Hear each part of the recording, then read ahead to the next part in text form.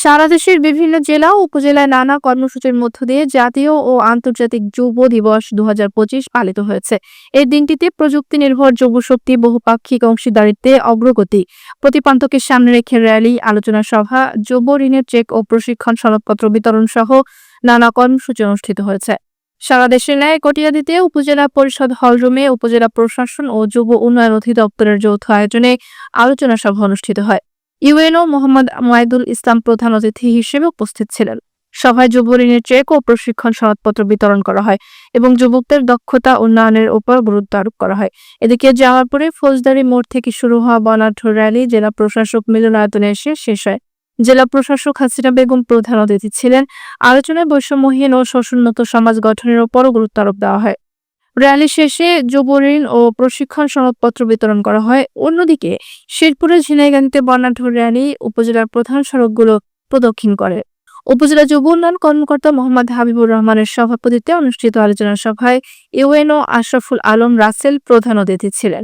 তিনি বলেন, প্রশিক্ষণের মাধ্যমে যুব সমাজকে আত্মনির্ভরশীল করে গড়ে তোলায় সরকার কাজ করছে। সারা দেশের ন্যায় টঙ্গীবাড়িতে উপজেলা পরিষদে অনুষ্ঠিত আলোচনা সভায় ইউএনও মোহাম্মদ মোস্তাফিজুর রহমান প্রধান অতিথি ছিলেন। যুব ঋণের চেক ও প্রশিক্ষণ সনদ বিতরণ সহ যুবকদের উদ্যোক্তা হিসেবে গড়ে তোলার উপর গুরুত্ব আরোপ করা হয়।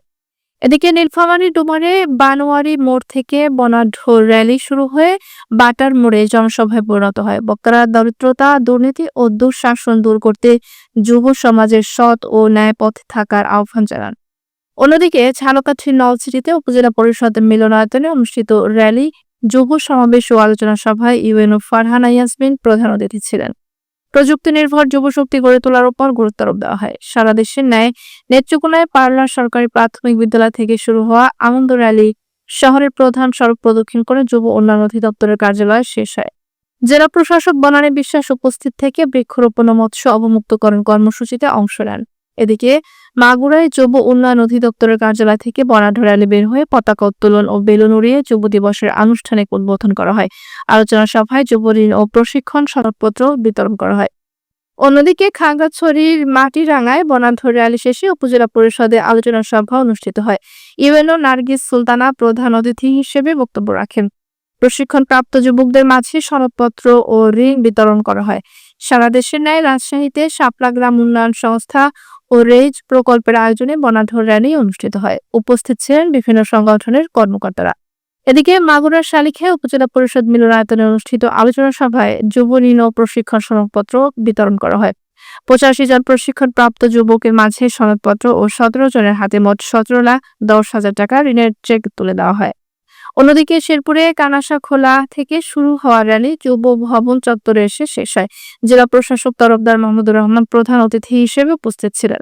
আলোচনা সভা শেষে সফল প্রশিক্ষণার্থীদের হাতে সনদপত্র ও ঋণের চেক প্রদান করা হয়। স্বেচ্ছায় রক্তদান কর্মসূচি অনুষ্ঠিত হয়। সারা দেশের ন্যায় সাভার উপজেলা প্রশাসন ও পিকেএসএফ এর সহযোগিতায় যুব দিবস পালিত হয়। র্যালি উদ্বোধন করেন ইউএনও আবু বকর সরকার। দক্ষ যুবশক্তি গড়ে তোলার প্রয়োজনীয়তার উপর গুরুত্ব আরোপ দেওয়া হয়। এদিকে হোসেনপুরে বর্ণাঢ্য র্যালি শেষে উপজেলা পরিষদ হলরুমে আলোচনা সভা অনুষ্ঠিত হয়। ইউএনও কাজী নাহিদ ইভা প্রধান অতিথি ছিলেন। 31 জন যুবককে 31,40,000 টাকার যুব ঋণ প্রদান করা হয়।